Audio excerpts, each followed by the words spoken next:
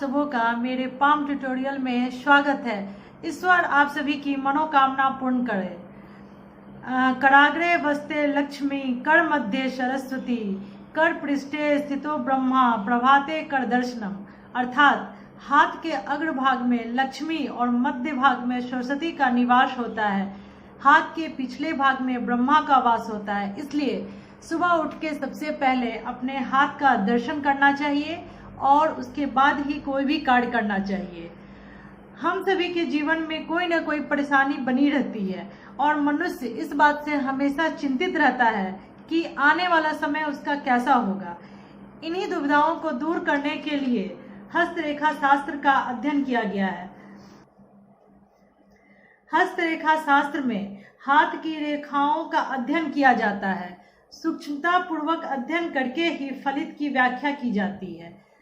जिन लोगों के हाथ की रेखाएं स्पष्ट और शुभ फलदायक होती हैं, उन्हें जीवन में सफलता बहुत ही आसानी से मिल जाती है। इसके विपरीत जिन लोगों के हाथ की रेखाएं कटी फटी और दूषित होती है, उन्हें जीवन में बहुत अधिक कठिनाइयों का सामना करना पड़ता है।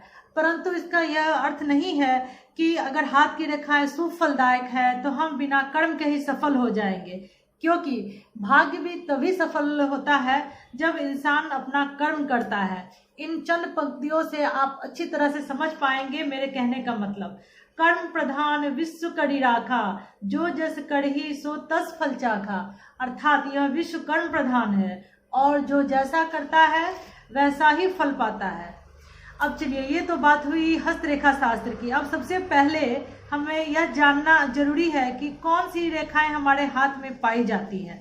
तो इसको जानने के लिए सबसे पहले उनका उद्गम कहाँ से होता है और समापन कहाँ से होता है, ये जानना जरूरी है।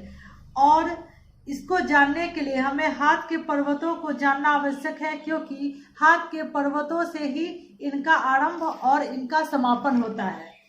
तो चलिए, अब सबसे पहले हम शुरुआत करते हैं हाथ में पाए जाने वाले पर्वतों के संबंध में जानकर। सबसे पहले हमारा पर्वत है बृहस्पति पर्वत।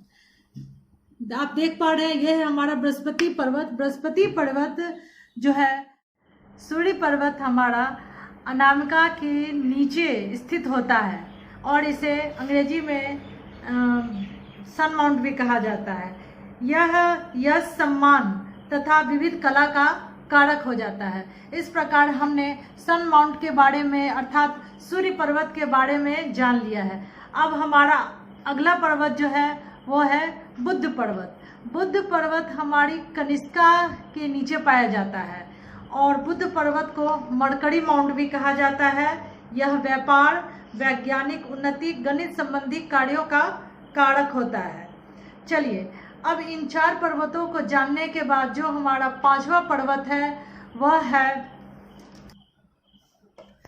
शुक्र पर्वत। जो है हमारा अंगूठे के नीचे का क्षेत्र होता है और इसे वीनस माउंट भी कहते हैं। वीनस माउंट जो होता है वह सुंदरता, प्रेम, ऐश्वर्य और पारिवारिक जीवन का कारक होता है।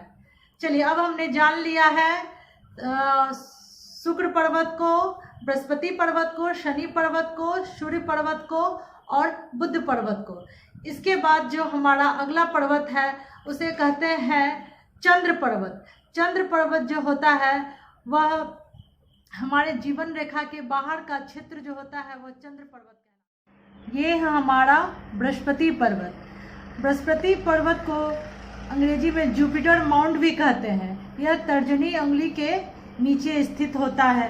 बृहस्पति पर्वत जो है वो हमारी धर्म, इच्छा और नेतृत्व के गुण को दर्शाता है। यह पर्वत हमारे धर्म, नेतृत्व और इच्छाओं को दर्शाता है और हमारे वैवाहिक जीवन की स्थिति का भी इससे व्याख्या होता है।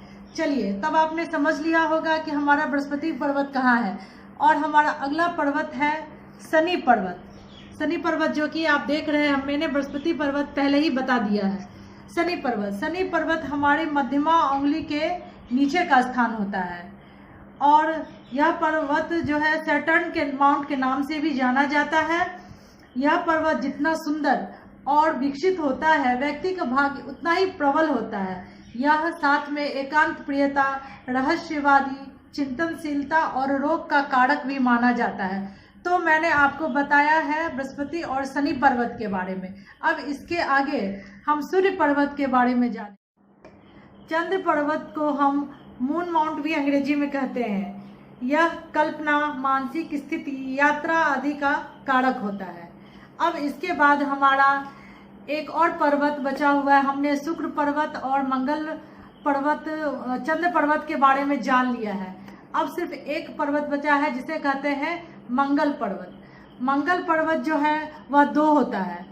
एक जो है हमारे हाथ की जीवन रेखा का अंदरूनी भाग भी ये मंगल कहलाता है, मंगल पर्वत। और ये जो है ये हमारा बाहरी मंगल, ये हमारा निम्न मंगल कहलाता है।